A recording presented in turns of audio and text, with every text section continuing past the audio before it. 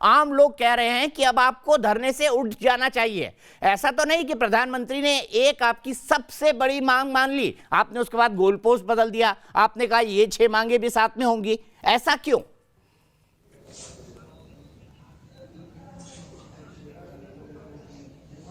एक तो मैं बड़ी ईमानदारी से दीपक जी आपसे कहना चाहता हूं कि एक जो परसेप्शन मीडिया जो है ना, किसान क्या कहते हैं और आप क्या पेश करते हैं, ये इस पे हमें आपत्ति है।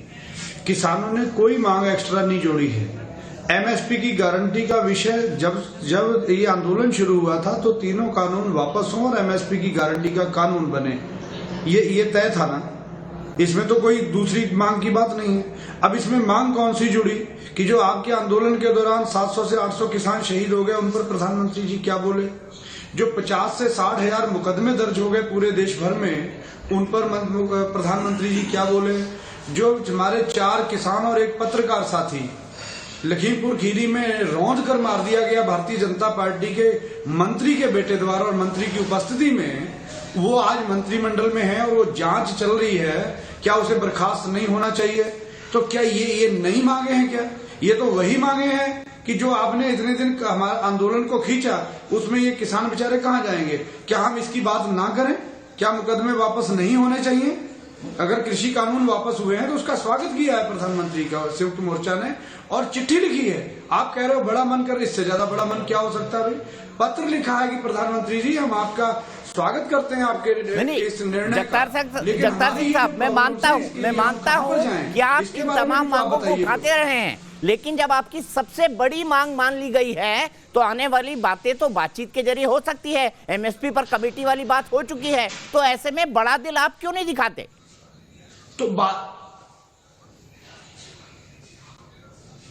तो हमने तो दिखाया, तो बातचीत की तो बात कर रहे हैं। आप कल कहिए ना, कल बुलवा लें, कल बातचीत करके बता दें कि एमएसपी ऐसे निर्धारित होगी या इतने दिनों में होगी या एक कमेटी बनेगी और कमेटी ये करेगी, बताएं ना। अब कोई बताए तो सही। मतलब प्रधानमंत्री ने माइक पे आके कह दिया कि साहब हमने 3 कानून वापस ले लिए और जो किसान है वो बॉर्डर से भागना शुरू हो जाए घर को। ये क्रेडिबिलिटी का भी सवाल है देश के प्रधानमंत्री की कि आज जब किसानों को जाना चाहिए था वापस, मान लो आज वो बॉर्डर पर आ रहे हैं और आकर के ये पूछते हैं कि प्रधानमंत्री ने कहा है यार ये कर भी देंगे। ये प्रधानमंत्री की विश्वसनीयता है ना कि जब संसद में कह सकते हैं कि एमएसपी ने कहा है और नहीं करेंगे तो उनकी विश्वसनीयता खराब होगी ना, आपकी थोड़ी ना होगी। लेकिन नलिन कोहली उन्होंने बताया कि किन हालात पे अगर आप बातचीत के टेबल पर आ जाते हैं तो हो सकता है वो आंदोलन वापस ले ले। कब आएगी सरकार बातचीत के टेबल पर? हम तो कह रहे हैं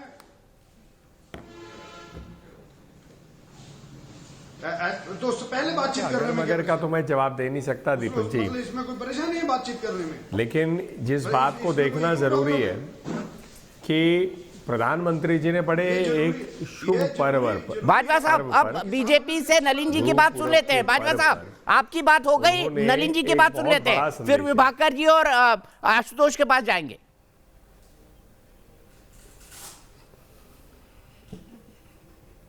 जी दीपक जी, तो मैंने कहा प्रधानमंत्री जी ने बड़े एक शुभ पर्व पर, गुरु पूर्व के पर्व पर एक बड़ा महत्वपूर्ण संदेश दिया। आपने खुद कहा बड़ा दिल दिखाया।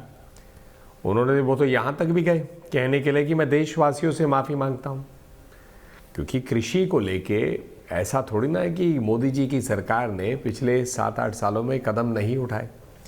आप ही बताइए कि यहाँ पर एमएसपी की रिकॉर्ड खरीद हो रही है, 3 बार दाम बढ़ाए गए एमएसपी के लिए ताकि फ़ायदा मिले। किसानों के सम्मान के लिए 2000 रुपये हर प्रति 3-4 महीने में एक बार जाते हैं। 12-13 करोड़ किसान के बैंक अकाउंटों में जाते हैं डायरेक्टली।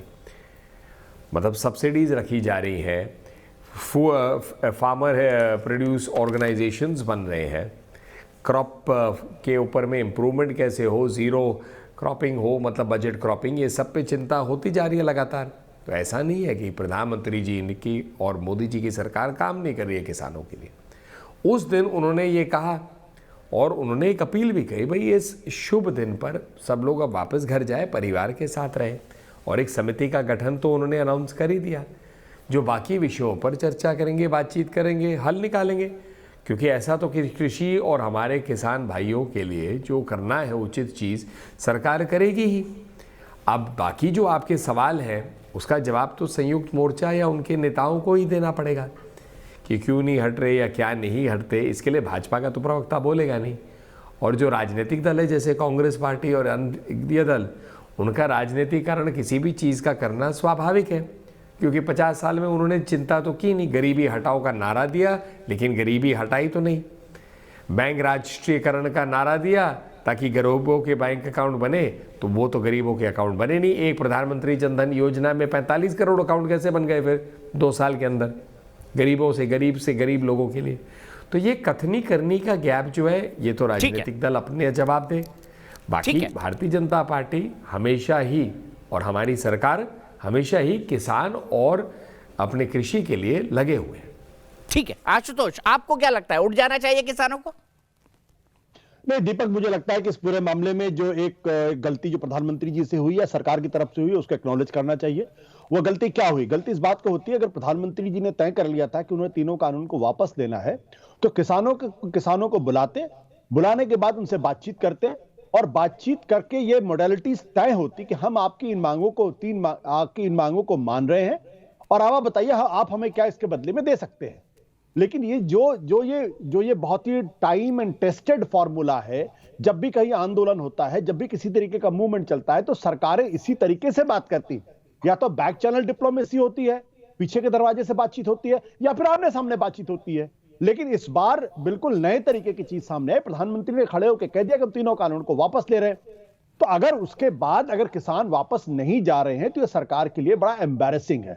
और एम्बैरेसिंग सिर्फ इसलिए है क्योंकि तीनों कानूनों को सरकार वापस भी ले रही है, लेकिन उसने किसानों से किसी तरीके का कोई प्रॉमिस लिया ही नहीं, कोई वायदा ही नहीं लिया कि आप हमें इसके बदले में क्या देंगे। तो ये एक फंडामेंटल फ्लॉ है। अब आप अगर देखिए अन्ना के आंदोलन की बात अगर आप देखिए तो जब जंतर मंतर पर अन्ना के आंदोलन में बैठे तीसरे दिन से सरकार उनके बीच बातचीत हुई और उसके बाद यह तय हुआ कि कमेटी बनेगी जो लोकपाल के बारे में चर्चा करेगी।